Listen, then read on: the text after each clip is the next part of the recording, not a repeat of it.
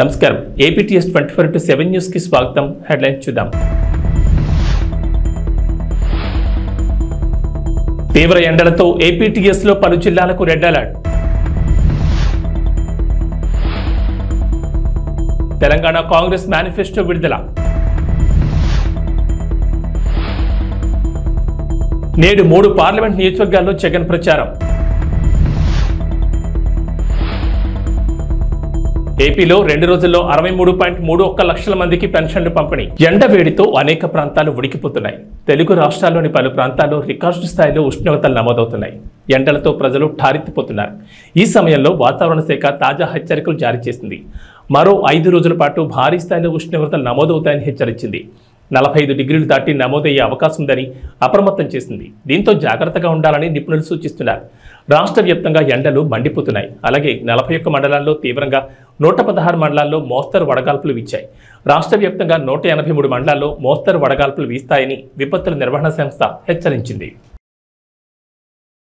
లోక్సభ ఎన్నికల నేపథ్యంలో తెలంగాణకు కాంగ్రెస్ పార్టీ ప్రత్యేక మేనిఫెస్టోను కాంగ్రెస్ పార్టీ విడుదల చేయనుంది. ముఖ్యమంత్రి రేవంత్ రెడ్డి ఈ మేనిఫెస్టోను ఆవిష్కరించనున్నారు. కేంద్రంలో కాంగ్రెస్ పార్టీ అధికారంలోకి వస్తే తెలంగాణకు ఏమేం చేస్తామనేవి ఈ మేనిఫెస్టోలో వెల్లడిస్తారు. రాష్ట్ర విభజన హామీల అమలు, ప్రత్యేక కారిడార్లు, ఇంటర్నేషనల్ స్కూల్స్ తదితర అంశాలకు ఇందులో చోటు దక్కనుందని తెలుస్తోంది. జాతీయ కాంగ్రెస్ ఇప్పటికే న్యాయపత్ర పేరుతో మేనిఫెస్టోను విడుదల చేసింది. అయితే రేపు తెలంగాణ కాంగ్రెస్ రాష్ట్రానికి ఏం చేస్తామనే వివరాలతో మేనిఫెస్టోను విడుదల చేయనుంది. ఆంధ్రప్రదేశ్లో ముఖ్యమంత్రి వైఎస్ఆర్ కాంగ్రెస్ పార్టీ అధినేత వైఎస్ జగన్మోహన్ రెడ్డి సార్వత్రిక ఎన్నికలకు సమయం దగ్గర పడుతుండటంతో ప్రచారంలో మరింత స్పీడ్ పెంచుతున్నారు. ఈ రోజు మరో 3 నియోజకవర్గాల్లో ఆయన పర్యటించనున్నారు. 3 నియోజకవర్గాల్లో ఎన్నికల ప్రచారం నిర్వహించనున్నారు. ఇక 3 సభల్లో పాల్గొనేందుకు ఉదయమే తాడేపల్లిలోని తన నివాసం నుంచి బయలుదేరనున్నారు సీఎం జగన్. ఉదయం 10 గంటలకు నరసాపురం లోక్సభ స్థానం పరిధిలోని నరసాపురంలో ఉన్న స్టీమర్ సెంటర్లో జరిగే ప్రచార సభలో పాల్గొని ప్రసంగిస్తారు. ఆ తర్వాత మధ్యాహ్నం 12:30 నరసరావుపేట లోక్సభ స్థానం పరిధిలోని పెదకూరపాడు నియోజకవర్గంలోని క్రోసూరు సెంటర్లో జరిగే సభలో పాల్గొంటారు ముఖ్యమంత్రి వైఎస్ జగన్.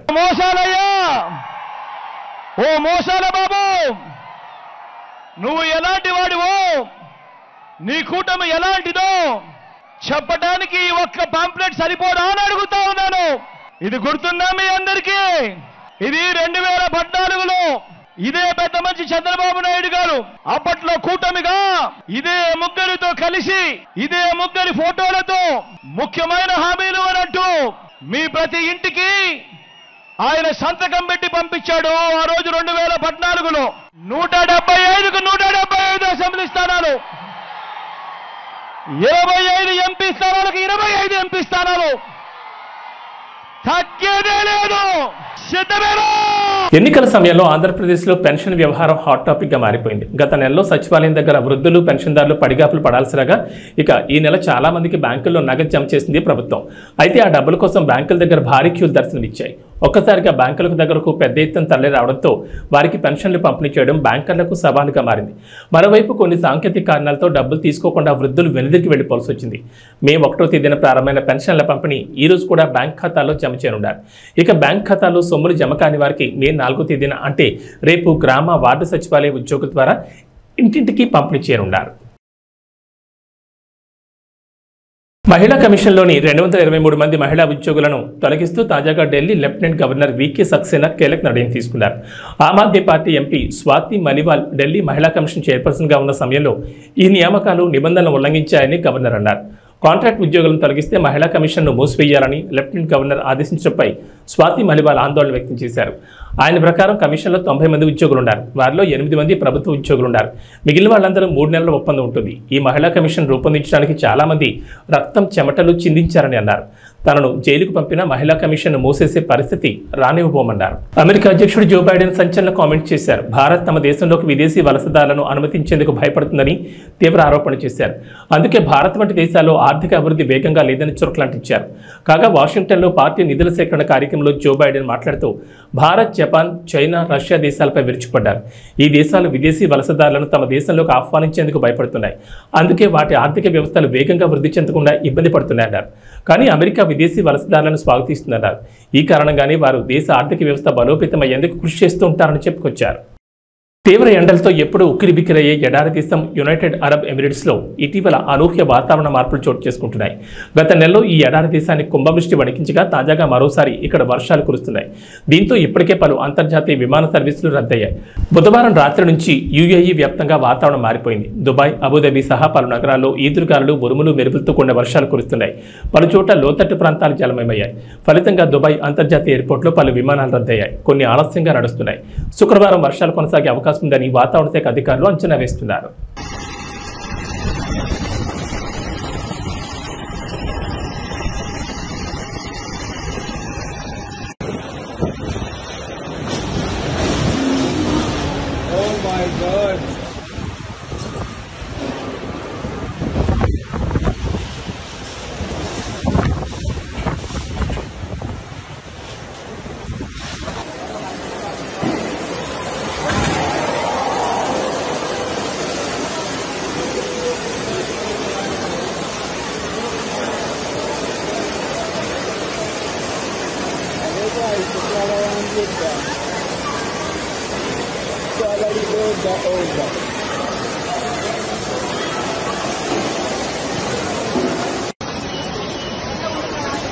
ఐపీఎల్ 2024 సీజన్ అద్భుతంగా కొనసాగుతోంది. దాదాపు సగానికి పైగా మ్యాచ్లు అయిపోయాయి. ఇప్పుడు ప్లే ఆఫ్స్ ఆసక్తికరంగా మారుతున్నాయి.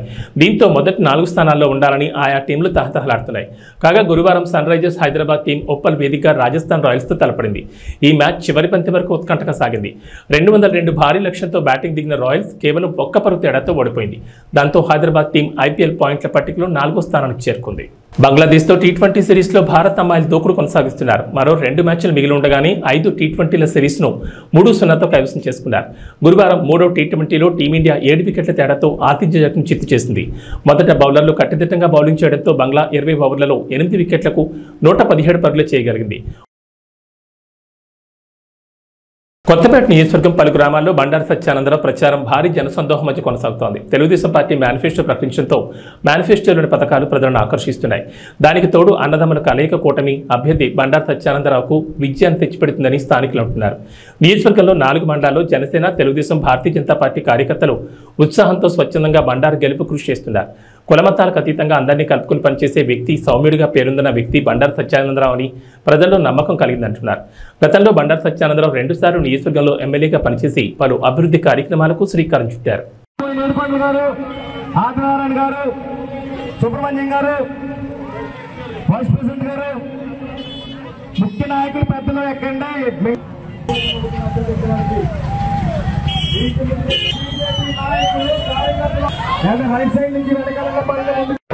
రోడ్లు కానీ, ఇళ్ల స్థలాలు కానీ, ఇల్లు కానీ, ట్రైన్లు కానీ, ఇటువంటి అన్ని కామెంట్స్ ఏవైతే మీరు దృష్టిలో పెట్టడం జరిగిందో ప్రాంతాలు అడుగుతూ ఉన్నారు.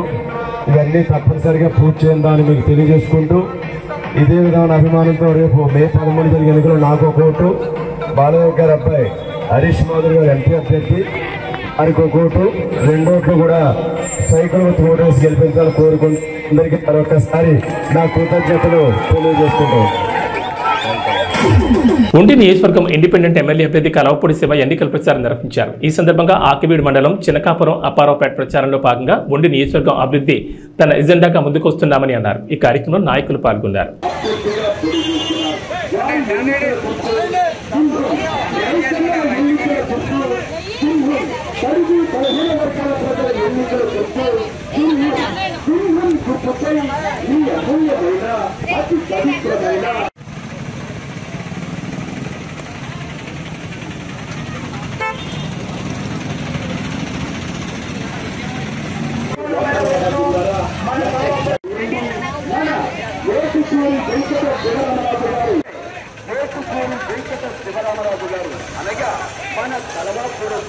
ముద్రగడ పద్మనాభం వ్యవహార శైలిని కూతురు క్రాంతి వ్యతిరేకించారు. కేవలం పవన్ కళ్యాణ్ తిట్టడానికే ముద్రగడని జగన్ వాడుతున్నారని ఆవేదన వ్యక్తం చేశారు.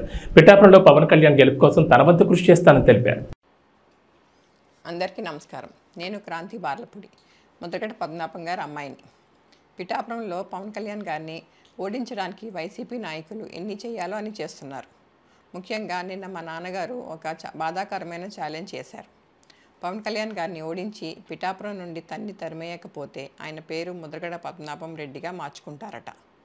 ఈ కాన్సెప్ట్ ఏంటో నాకు అసలు అర్థం కాలేదు. ఆయన ప్రకటన ముద్రగడ అభిమానులకు సైతం నచ్చలేదు. వంగా గీత గారిని గెలిపించడానికి కష్టపడవచ్చు, కానీ పవన్ కళ్యాణ్ గారిని మరియు ఆయన అభిమానుల్ని కించపరిచేలా కామెంట్స్ ఉండకూడదు. మా నాన్నగారిని కేవలం పవన్ కళ్యాణ్ గారిని తిట్టడం కోసమే జగన్మోహన్ రెడ్డి గారు వాడుతున్నారు. ఈ ఎన్నికల తర్వాత ఆయనను ఎటు కాకుండా వదిలేయడం పక్కా. ఈ విషయంలో నేను మా నాన్నగారిని పూర్తిగా వ్యతిరేకిస్తున్నాను. నేను పవన్ కళ్యాణ్ గారి గెలుపు కోసం నా వంతు కృషి నేను చేస్తాను.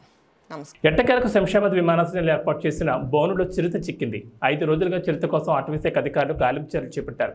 దీన్ని పట్టుకోవడానికి 5 బోన్లు 20 కెమెరాలు ఏర్పాటు చేశారు. ఈ చిరుతను నెహ్రూ జూ పార్కు తరలించనున్నారు.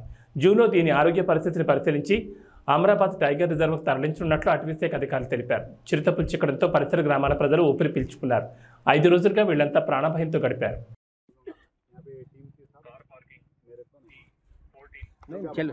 चलो sir, we will move. Come. Thank you, thank you, thank you, thank you.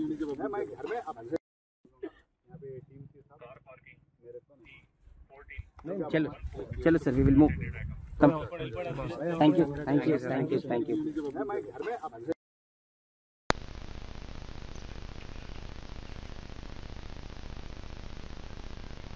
కులం లేదని, మతం లేదని, గ్రామాల్లో శాంతి కావాలి, అభివృద్ధి చెందాలి, సుభిక్షంగా ఉండాలి అన్నదే నా లక్ష్యమని మాజీ ఎమ్మెల్యే నల్లమిల్లి రామకృష్ణారెడ్డి అన్నారు. ఈ సందర్భంగా ఎన్నికల ప్రచారం నిర్వహించారు.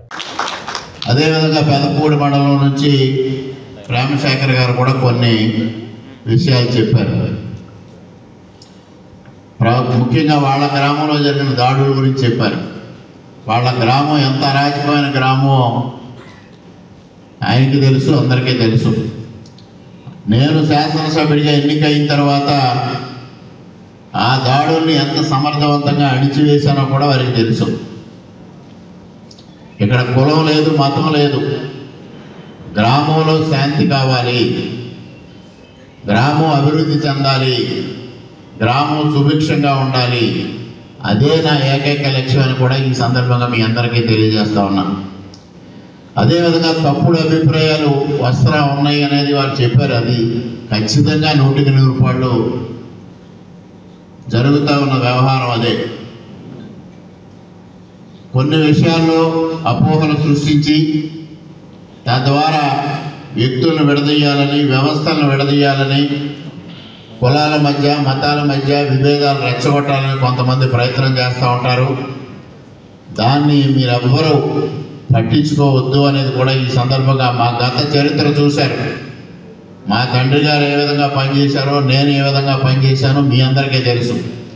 అదేవిధంగా తెలుగుదేశం పార్టీ, భారతీయ జనతా పార్టీ పొత్తు ఉన్నప్పటికీ కూడా రాష్ట్రంలో ఏ విధంగా నందమూరి తారక రామారావు గారి పరిపాలన చేశారో, చంద్రబాబు నాయుడు గారి పరిపాలన చేశారో కూడా మీకు చరిత్ర ఉంది.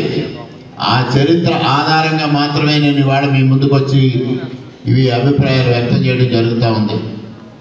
అదేవిధంగా మండల కేంద్రాల్లో క్రిస్టియన్స్కి కమ్యూనిటీ హాల్స్ కావాలనేది వారు కోరారు. అది బెక్కవోలుకు సంబంధించి ఆ రోజు ప్రయత్నం చేశాం. చివరికి వచ్చేపాటికి అక్కడ ఉన్నది ఒక భవనాన్ని దాన్ని పూర్తిగా రెనోవేట్ చేసి అది ఇవ్వడానికి అంతా రెడీ చేసిన సందర్భంలో ప్రభుత్వం మారడం, అది మరుగున పడిపోవడం కూడా జరిగింది. తప్పనిసరిగా రేపు రాబోయే ప్రభుత్వంలో, ఎన్డీఏ ప్రభుత్వంలో తప్పనిసరిగా మండల కేంద్రాల్లో క్రిస్టియన్స్కి కమ్యూనిటీ హాల్స్ నిర్మాణానికి తప్పనిసరిగా కృషి చేస్తానని కూడా ఈ సందర్భంగా మీ అందరికీ హామీ ఇస్తా ఉన్నాను. అదేవిధంగా పాస్టర్స్కి పక్కా ఇల్లు నిర్మాణం గురించి కూడా వారు ప్రస్తావించడం జరిగింది.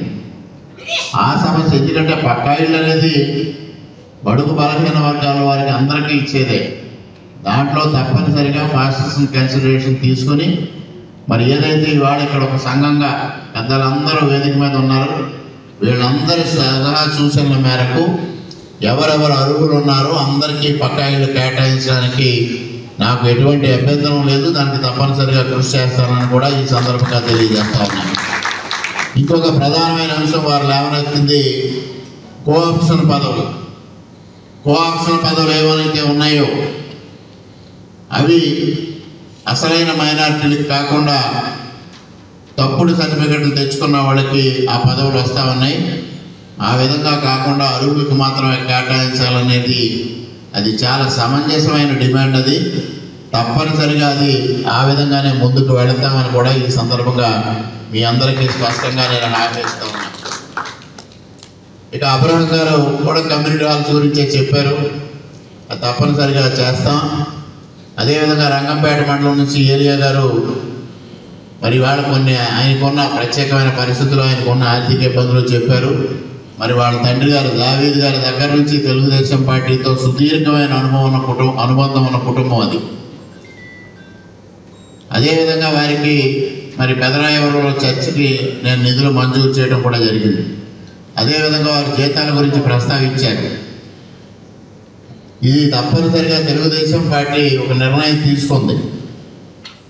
ప్రతి నెల 5,000 రూపాయలు జీతాలు ఇవ్వాలనేది నిర్ణయం తీసుకుంది. వారు చెప్పారు దాన్ని మేనిఫెస్టోలో పెట్టలేదని. ఇది వచ్చిందంతా డీటెయిల్డ్ మేనిఫెస్టో కాదు, ప్రధానమైన అంశాలు మాత్రమే తెలియజెప్పడం జరిగింది. దాంట్లో కూడా సూపర్ 6లో కూడా పాస్టర్ని గుర్తించడం, వారికి తగిన జీతాలు ఏర్పాటు చేయడం అనేది కూడా సూపర్ 6లో ఆ కార్యక్రమం కూడా ప్రకటించారు. అదేవిధంగా పెన్షన్లకు సంబంధించి బీసీలకి 50 సంవత్సరాలు అన్నారు, అది దళితులకు కూడా వర్తిస్తుంది అనేది ఈ సందర్భంగా మీ అందరికీ సవినయంగా తెలియజేసుకుంటూ ఉన్నా.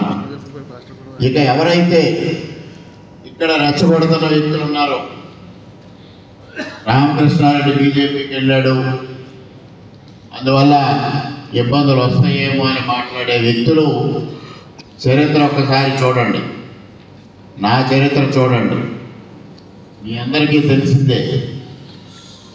ఇది పారదర్శకంగా ఉన్నదే ఇదంతా.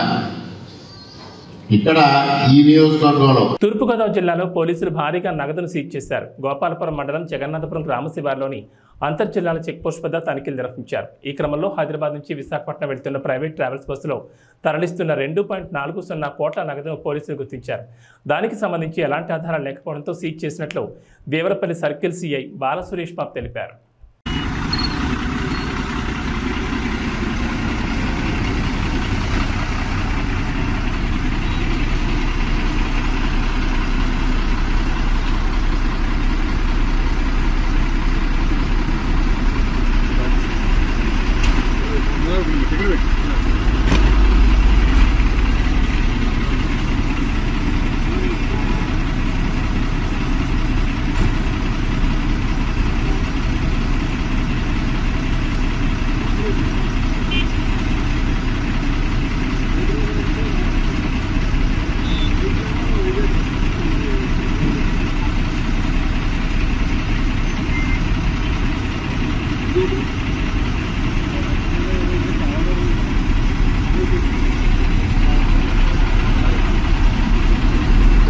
అనపర్తి మండలం పేరా రామచంద్రపురం గ్రామంలో అనపర్తి శాసనసభ్యులు డాక్టర్ సత్తి సూర్యనారాయణ రెడ్డి కుమారుడు ప్రముఖ యూరాలజిస్ట్ డాక్టర్ సత్తి గౌతమ్ రెడ్డి ఎన్నికల ప్రచారం నిర్వహిస్తున్నారు. ఈ సందర్భంగా గడప గడపకు వెళ్లి ముఖ్యమంత్రి వైఎస్ జగన్మోహన్ రెడ్డి ఆధ్వర్యంలో సత్తి సూర్యనారాయణ రెడ్డి చేసిన అభివృద్ధి సంక్షేమ కార్యక్రమాలను వివరించారు.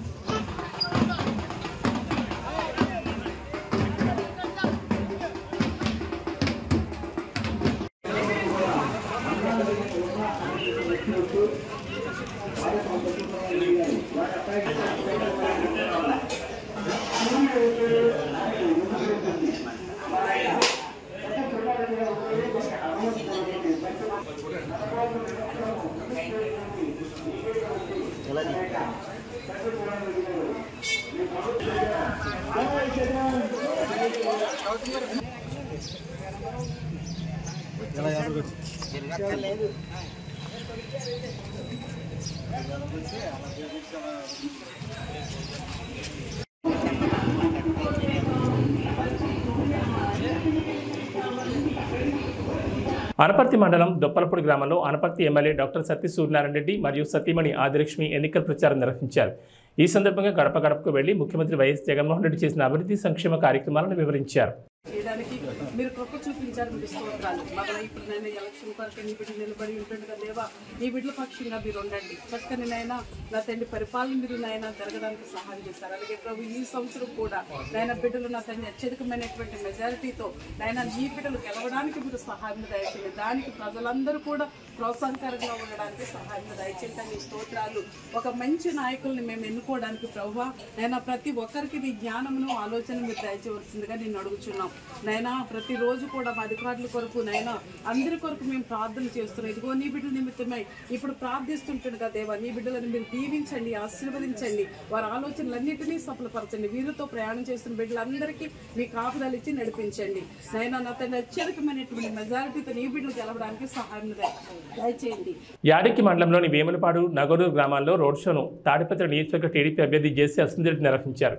ఈ సందర్భంగా గ్రామస్తులు వైసీపీ ప్రభుత్వం వచ్చాక గండికోట నుంచి వచ్చే మంచినీళ్లు మురిగ్గా వస్తున్నాయని అన్నారు. అస్మితిరెడ్డి టీడీపీ ప్రభుత్వం వచ్చాక గండికోట నుంచి వచ్చే మంచినీళ్లు తెప్పిస్తామని మాట ఇచ్చారు. ఈ కార్యక్రమంలో టీడీపీ మాజీ MP JC Diwakar Reddy senior నాయకులు పాల్గొన్నారు. నేను ఈరోజు ఎవరిని తిట్టను, నాకు అవసరం లేదు, ఒక్కరిని ఒక మాట అనను. నేను కేవలం మనం ఏం చేశాము, రేపు మన ప్రభుత్వం వస్తే ఏం చేయబోతాం తప్ప అవి తప్ప నేను ఏమీ మాట్లాడదలుచుకోలేదు. నేను ఈరోజు నేను గ్రామ గ్రామం తిరిగాను. దాదాపు 1994, 95 ఆ ప్రాంతంలోనే ఎప్పుడైతే పెదనాన్న గారు రోడ్స్ అండ్ బిల్డింగ్ మినిస్టర్ ఉన్నాడు అప్పుడే మీకు ప్రతి గ్రామానికి రోడ్లు వేశాడు. అవునా కాదా?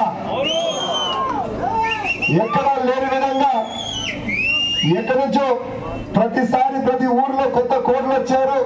కొత్తగా వచ్చిన వాళ్ళు ఉన్నారు ఊళ్ళలో.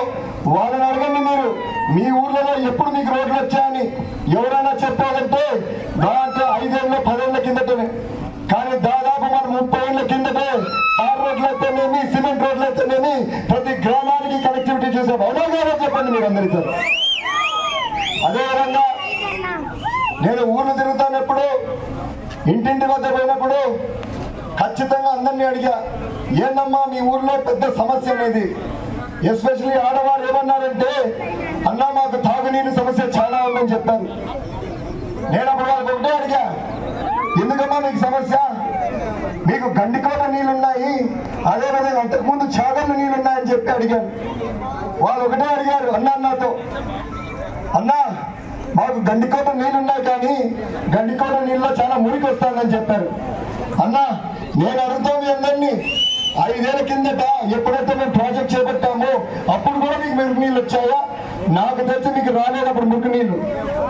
కేవలం మీకు ఒకటే చెప్తా, దానికి కారణం ఏంటంటే ఈ 5 సంవత్సరాల్లో ఎప్పుడైతే ఏదైతే వైకాపా ప్రభుత్వం ఉందో వారి నిర్లక్ష్యం వల్ల మెయింటెనెన్స్ లేక ఖచ్చితంగా ప్రతి దగ్గర ప్రాబ్లం వచ్చి మీకు మురికి నీళ్ళు వస్తున్నాయి. నేను ఈ సభాముఖంగా మీ అందరికీ ఏం తెలియజేస్తానంటే, రాబోయే కాలంలో ఎప్పుడైతే మీరు తెలుగుదేశం ప్రభుత్వం ఎన్నుకుంటారో ఆ రోజు నుంచి మీకు మంచి నీళ్ళు వచ్చేటట్టుగా చేస్తాను. ఈ సభాముఖంగా మీ అందరికీ తెలియజేస్తున్నాను. అదేవిధంగా చాలా మంది నా దగ్గరకు వచ్చారు, అలా గండికోట నీళ్ళు మురికిగా ఉన్నాయి, మాకు గండికోట నీళ్ళు వద్దు, మాకు అంతకుముందు చాగళ్ళ పైప్ లైన్ ఉంది, ఆ నీళ్ళు ఇప్పేమని చెప్పి. నేను ఒకటే చెప్తున్నా మీ అందరికీ, అన్న నేను గండికోట నీళ్ళన్నా బాగా చేస్తాను, మీకు చాగళ్ళ నీళ్ళన్నా ఇస్తాను. ఏదో ఒకటైతే ఖచ్చితంగా నేను ఈ సభాముఖంగా మీ అందరికి చేస్తాను తెలియజేస్తున్నానన్నా. అదేవిధంగా ముఖ్యంగా నాకు ఏం చెప్పారంటే, ఎస్సీ కాలనీలో ఒక రోడ్డు సమస్య ఉంది పెద్దది ఎప్పటి నుంచో. అన్నా ఈ రోడ్డు సమస్య ఏదో కొత్తగా కాదు, 2018, 19 ప్రాంతాల్లో ఎప్పుడైతే మన ప్రభుత్వం ఉండదో అప్పుడే నా దృష్టికి తీసుకొచ్చారు. కానీ ఒక చిన్న సమస్య వల్ల ఆ రోడ్డు చేపట్టలేకపోయినాం. కానీ ప్రస్తుతం నమస్కారం.